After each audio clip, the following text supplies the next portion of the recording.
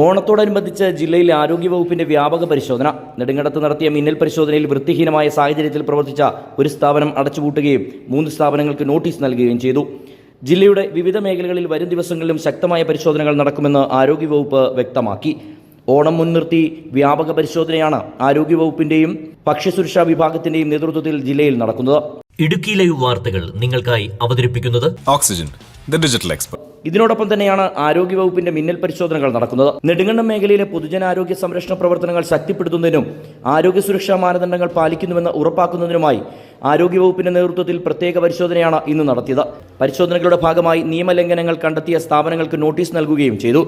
അനാരോഗ്യകരമായ സാഹചര്യത്തിൽ പ്രവർത്തിച്ച പലഹാര നിർമ്മാണശാല അടച്ചുപൂട്ടി. വൃത്തിഹീനമായ സാഹചര്യത്തിൽ പ്രവർത്തിച്ച മത്സ്യവില്പന സ്ഥാപനവും ഹോട്ടലുകൾക്കും നോട്ടീസ് നൽകി. തുടർ പരിശോധനകളിലും വീഴ്ചകൾ കണ്ടെത്തുന്ന പക്ഷം കർശനമായ നിയമ നടപടികൾ സ്വീകരിക്കുമെന്ന് ആരോഗ്യവകുപ്പ് അറിയിച്ചു. പൊതുജനാരോഗ്യത്തിന് ഭീഷണിയാകുന്ന സാഹചര്യങ്ങൾ, ശുചിത്വക്കുറവ്, ആരോഗ്യ സുരക്ഷാ മാനദണ്ഡങ്ങളുടെ ലംഘനം എന്നിവ യാതൊരു കാരണവശാലും അനുവദിക്കില്ല. സ്ഥാപന ഉടമകളും പൊതുജനങ്ങളും ആരോഗ്യവകുപ്പിന്റെ നിർദ്ദേശങ്ങളുമായി സഹകരിക്കണമെന്നും അധികൃതർ പറഞ്ഞു. പരിശോധനയ്ക്ക് കുടുംബാരോഗ്യ കേന്ദ്രം medical officer doctor V K Prashanth, health inspector Arunkumar, R Santhosh, Manju K P, Pratheesh Kumar തുടങ്ങിയവർ നേതൃത്വം നൽകി. Idukki live news, Nedumkandam. Idukki live വാർത്തകൾ നിങ്ങൾക്കായി അവതരിപ്പിച്ചത് Looking for the latest laptops? Looking for the best offers? Let's go to our expert. Oxygen, the laptop expert.